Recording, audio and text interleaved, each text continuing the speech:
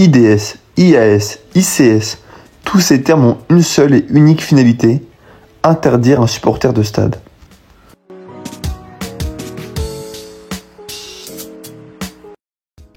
Bonjour à tous et bienvenue dans cette nouvelle vidéo.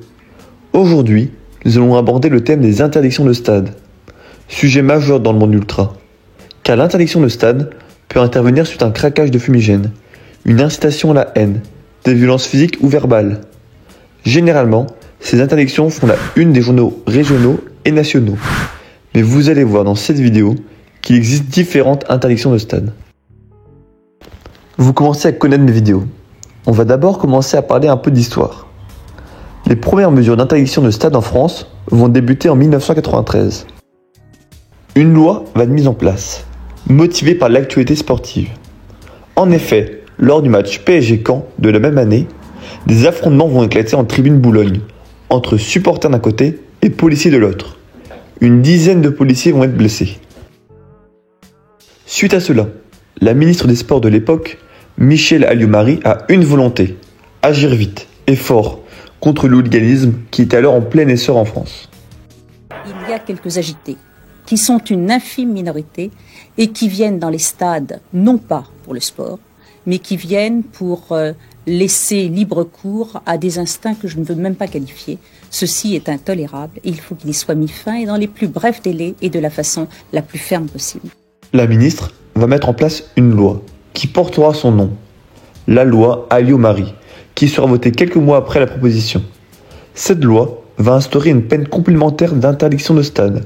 Cette mesure peut être décidée afin de compléter une peine prononcée. Et cette interdiction de stade ne peut excéder 5 ans. Cette mesure intervient également 5 ans avant le début de la Coupe du Monde qui va se dérouler en France. C'est donc un moyen de préparer le terrain pour l'exécutif. Les interdictions de stade qu'on a abordées précédemment sont dites judiciaires, car les personnes passent notamment devant un juge. Mais en 2006, de nouvelles mesures vont être mises en place, avec notamment le vote de la loi contre le terrorisme. Vous devez sûrement vous demander quel est le lien entre les interdictions de stade et le terrorisme. Eh bien le lien entre les deux se trouve dans l'article 31 de la loi du 23 janvier 2006, où on voit arriver les interdictions administratives de stade, aussi dit les IAS. On en parlera plus en détail dans la suite de la vidéo, car là je vais continuer sur le volet historique. Un an après, en 2007, un fichier relatif aux personnes interdites de stade va apparaître. Dans ce fichier, on y retrouve l'identité de la personne interdite de stade, son âge, son prénom, son genre, mais également une photographie de l'intéressé, son lieu de pointage et la raison d'interdiction. Le fichier est conservé 5 ans après la fin de l'interdiction de stade. Et ce fichier est notamment utilisé par les renseignements territoriaux, afin de vérifier que l'interdiction de stade est bien exécutée. L'arsenal juridique continue de s'étoffer, année par année, et en 2016, une nouvelle forme d'interdiction de stade voit le jour. Ce sont les interdictions commerciales de stade. En effet, la loi du 10 mai 2016, qui a pour but de lutter contre le hooliganisme, autorise les clubs de foot à créer des fichiers d'exclusion de ses supporters. Et là encore, on développera dans la suite de la vidéo. Comment peut-on devenir IDS ? Les raisons pouvant entraîner un ultra et même un supporter à être IDS sont multiples. On peut notamment citer le craquage de fumigène, des violences ou actes de rébellion contre des forces de l'ordre dans l'enceinte d'un stade ou dans un lieu en rapport direct avec la manifestation sportive. Dans le cadre d'une mesure d'interdiction administrative de stade, même si vous n'avez rien fait, vous pouvez être interdit si vous présentez des menaces à l'ordre public. Pour information, est-ce que vous avez déjà posé la question de savoir pourquoi certains ultras craquaient des fumigènes sans chaussures ? La réponse est simple. Les forces de l'ordre et les membres de la sécurité peuvent identifier des supporters par rapport à leurs chaussures, que ce soit la couleur des lacets ou bien même le modèle.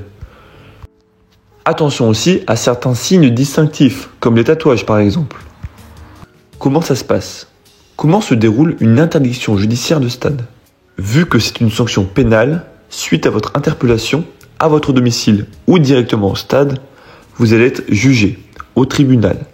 Suite à ce jugement, selon ce que vous avez fait, une interdiction de stade avec pointage peut vous être notifiée. À savoir que la durée maximale d'une interdiction de stade est de 5 ans. L'interdiction de stade à vie n'existe pas. À quoi consiste cette interdiction de stade? Premièrement, on l'a vu précédemment, vous allez être enregistré dans le fichier des interdits de stade. Puis ensuite, vous allez devoir pointer au commissariat à côté de chez vous. Et si en plus votre équipe joue une compétition européenne, vous pointez en semaine et en week-end. J'ai d'ailleurs trouvé le témoignage d'un IDS qui s'est exprimé pour RMC. Et cette personne IDS s'appelle Hugo. Et il dit ceci. C'est très simple. On pointe au commissariat du lieu de notre résidence, à la mi-temps de chaque match du club en question. On peut avoir plusieurs pointages, un pour l'équipe qu'on supporte et un pour l'équipe de France. On a un créneau horaire sur lequel on doit absolument se présenter. Peu importe que ce soit le samedi, le dimanche ou le lundi à 21h. Il faut qu'on se débrouille pour se libérer de manière personnelle. On remarque là que c'est une décision très lourde d'importance, car elle a des répercussions énormes sur la vie personnelle et professionnelle du fautif. Alors imaginez-vous vivre ça pendant 5 ans. Les interdictions administratives, comment ça marche? Une interdiction administrative de stade est notifiée par un préfet. Le préfet de police à Paris, mais également le préfet des départements pour ce qui est des autres endroits. Généralement, les supporters concernés reçoivent un recommandé qui leur notifie de leur IAS et explique les raisons de cette interdiction, qui peut s'étendre jusqu'à 2 ou 3 ans en cas de récidive. Cette décision peut donc être complètement arbitraire. Pierre Barthélémy, avocat très renommé pour ce qui est de la défense des supporters, s'est exprimé sur le sujet au journal Le Point. Et le volet administratif, ça c'est un préfet qui a le droit de dire, par votre comportement d'ensemble ou par un acte que vous avez commis dernièrement, j'estime que votre présence à un match de tel club fait courir un risque grave de trouble à l'ordre public. Et donc c'est pas une sanction, mais à titre préventif, c'est une présomption. Je vous interdis d'aller au stade et puis je vous demande aussi d'aller au commissariat à ce moment-là. Sauf qu'évidemment, d'un côté, on a le judiciaire qui a pris un procès, le respect des droits de la défense, le temps, etc. Et de l'autre côté, on a un outil qui est un simple courrier envoyé aux supporters. Comme ces interdictions administratives de stade ont commencé à être annulées massivement par le juge administratif, puisqu'elles étaient utilisées de manière abusive, les pouvoirs publics et la justice se sont dit écoutez, on n'a qu'à refiler le bébé au club, c'est leur sport, les clubs, donc on va leur donner une interdiction commerciale de stade. Pierre Barthélémy introduit le 3e point, qui concerne les interdictions commerciales de stade qui ont débuté en 2016. De ce fait, un club peut interdire un supporter de stade pour une durée maximale de 18 mois, si celui-ci ne respecte pas les conditions générales de vente. Des clubs de foot comme Brest ont mis en place un référentiel qui annonce les peines d'un non-respect de ces conditions générales de vente. Par exemple, le club met en place une ICS de 3 mois si un supporter allume un fumigène. Au-delà des sanctions individuelles, une autre forme de sanction est également mise en place. Ce sont les sanctions collectives. Cela prend plusieurs formes, comme limiter voire interdire le déplacement de supporters, ou bien on voit également la fermeture de tribunes ou même de stades suite à des infractions répétées. Aujourd'hui, les interdictions ou bien les limites de déplacement des supporters, décrétées suite à un arrêté préfectoral ou ministériel, se multiplient. Entre la saison 2013-2014 et 2021-2022, les arrêtés préfectoraux concernant les supporters sont 3,5 fois plus importants, en passant de 37 à 129. Ces mesures d'interdiction collective sont décriées par les différents groupes de supporters, comme on peut le voir sur ces différentes photos, qui montrent une action commune réalisée par les différents groupes membres de l'ANS. Pour ce qui est des interdictions de stade individuelles, le chiffre reste stable. Thibaut Delaunay, patron de la division de lutte contre le hooliganisme, s'est exprimé sur le nombre d'interdits de stade. À l'heure actuelle, 328 personnes sont interdites de stade en France, 129 de manière administrative et 199 de manière judiciaire. En comparaison avec d'autres pays, notamment l'Allemagne, les sanctions collectives sont très rares, tandis que les sanctions individuelles sont beaucoup plus présentes. On compte environ 1300 interdits de stade en Allemagne, contre 4 fois moins en France.